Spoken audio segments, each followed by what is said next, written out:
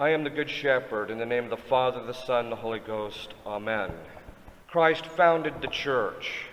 He is not only the head of the church, but he himself conserves with divine power the society founded by him, that is, the church. This essentially means that the church is maintained in existence despite its problems by Christ. This church, that is the Roman Catholic Church, is the mystical body of Christ. And the mystical body of Christ is coextensive with the Roman Catholic Church. Insofar as the church is the mystical body of Christ, Christ is the redeemer of his own body, that is, the mystical body. Leo XIII declared and Pius XII confirmed that the Holy Ghost is the soul of the church. Since the soul is the principle of life of the body, that is, it gives life to the body, the Holy Ghost is the principle of being and life in the church. For these reasons, the church is defined as the congregation of all those who profess the faith of Christ, partake of the same sacraments, and are governed by their lawful pastors under one visible head. The Catholic Church is a visible institution which trains men for heaven. It is not an invisible society like the Protestants claim. It is a visible society because it has a visible head, the Pope, which we will discuss later. It has a visible ceremony by which its members are received, namely baptism, and it has a visible formula of belief. Wherever Catholic priests and Catholics are found, there is the Catholic Church. The church does not imply a mere building, though the buildings of the church are part of its visibility.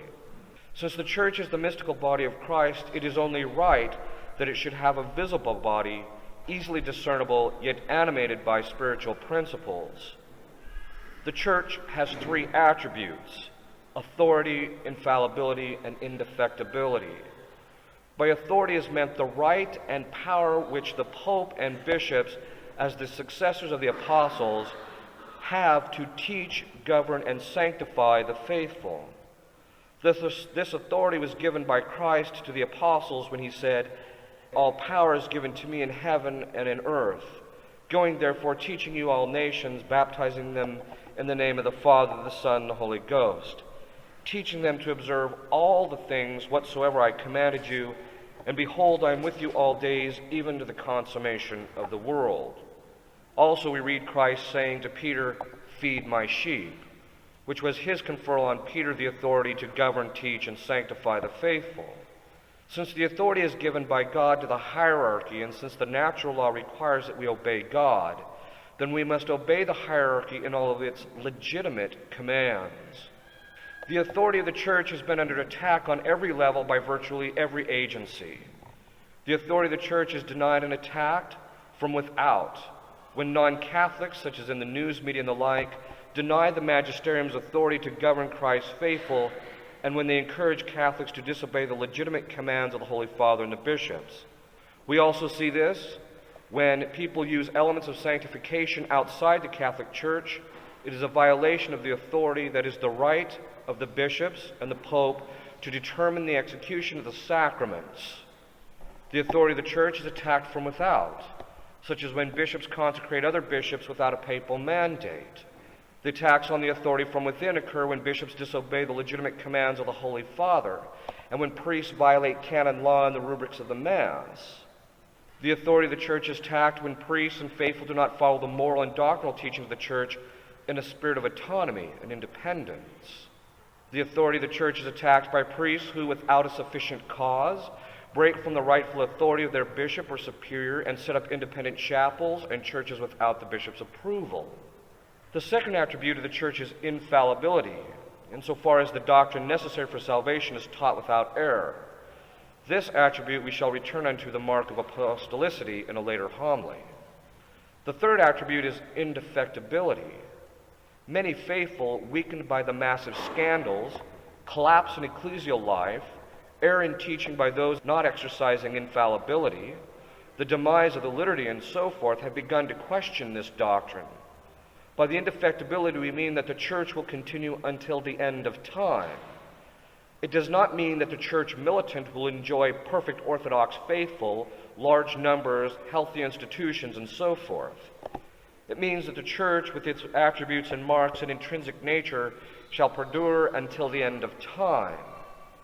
It means that there will always remain some faithful holding to the teachings of the church, and it means that there will always be members in the church who sanctify, govern, and teach the faithful by which they may save their souls. While again that number may dwindle, it shall always be there. The church, therefore, is imperishable, indestructible, and invincible. The gates of hell shall not prevail against her. And by this we do not mean that her members from time to time may not falter, but that the church will remain forever in its essential nature and unity to Christ as her visible head, who by divine power maintains and protects the essential characteristics of the church. The church is often divided into the church militant, the church suffering, and the church triumphant. These are not three separate churches, but one church, as we profess in the Creed, which is comprised of members who are in three different states. Those of the church militant are the wayfarers, that is, those in this life who are subject to the spiritual combat, therefore church militant, with the demonic and the forces of evil, and fight for the reign of Jesus Christ in the world, that is, it's us. The church suffering are those who in purgatory are suffering for the expiation of their sins and the effects of their sins which they committed in this life. The church triumphant is comprised of all those members who have made it to heaven and enjoy the beatific vision. So who are the members of the church? This is a burning question these days, but the answer was given long ago, and according to Father Linné in his book, Is Fenianism Catholic, something which has been taught infallibly. Ludwig Ott, in his Fundamentals of Catholic Dogma, teaches us that the members of the church are those who have validly received baptism and who are not separated from the unity of the confession, of the faith, and for the unity of the lawful communion of the church. Cardinal Below rightly says in his De Ecclesia Christi that one is a member of the church either by baptism or by grace. By baptism, we do not necessarily mean baptism by water, although that is its normal and ordinary meaning. But it may also be by baptism of blood and by desire. This is why Cardinal Below makes the observation that those who are members of the church by grace, insofar as anyone who receives sanctifying grace, whether it is by the ordinary means of baptism of water or by the extraordinary means of baptism by desire, is part of the communion of the saints, and therefore a member of the Catholic Church. But the homily is not on this topic. It is about the church. We must recognize that there are definite criteria by which someone is a member of the church. Being a member of the church is not by degree, again, as we shall see later in respect to the mark of unicity. The principle of excluded middle applies. Now, the principle of excluded middle states that either a thing is or it isn't. Either one is a member of the church or one is not. There are no anonymous Christians. There are no people who are somewhat part of the church, etc. The members of the kingdom of heaven on earth and in the other world, sanctified by the redeeming grace of Christ, are united in a common spiritual life, which the head of the church and with one another, and this is called the communion of the saints. All of those who are part of the communion of the saints, that is, all of those who have sanctifying grace in their souls, are part of the church. But this communion is not merely a group who has something in common, but it forms a real relationship between them, since it is founded on the participation in the divine nature, the same divine nature. For that reason, since there is union, Pius XII observes that there can be no good or virtuous deed performed by individual members of the mystical body of Christ which does not, through the communion of saints, redound also to the welfare of all. Thus, there are among the members of the mystical body a spiritual commonwealth of riches, which embraces all of the wealth of graces acquired by Christ and all of the good works performed with the grace of Christ. In other words, any good work of any member of the communion of saints affects all of the other members of the church for the good. But someone can be a member of the church without being in the state of sanctifying grace, and we call that person a dead member. That person is not part of the communion of saints, even though he is part of the mystical body of Christ. All of this means is that any time you do something good while in the state of grace, everyone else in the church is affected positively thereby. Conversely, every time you do something bad and fall out of grace, you affect every other member of the church.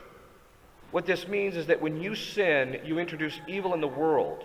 You concede greater demonic influence over the world, and you thereby make it harder for everyone else to save their souls. Why on earth do you imagine that it is so difficult today to save your soul and to be good? This is the very reason. It is not merely because of all of the temptations which are present in modern life. It is because of all of the bad people in the world, and especially the evil members of the Catholic Church. On the other hand, those in the state of grace aid all of the members by their merits, not just by praying, suffering, and doing good works for them, but also by the mutual effect we have on each other by our common life in God through sanctifying grace. There seems to be such a tension between the traditional doctrine of the Church and the reality of the members of the Church who are often evil, corrupt, heretical, and schismatic in mentality. But all these things do not detract from the reality which is the Church, clearly recognizable to the person of deep faith and knowledge of the teachings of the Church, and moved by the Holy Ghost with the gifts of understanding and knowledge.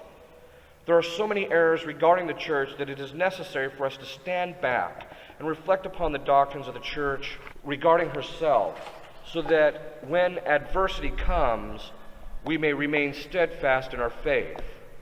For that reason, we shall over the next several weeks review the doctrine on the Church, and we shall take up the next homily, the doctrine of the four marks of the Church, focusing on the mark of unity, so that after having considered all this, we may have a profound devotion, love, and seek to promote the Holy Roman Catholic Church. In the name of the Father, the Son, and the Holy Ghost. Amen.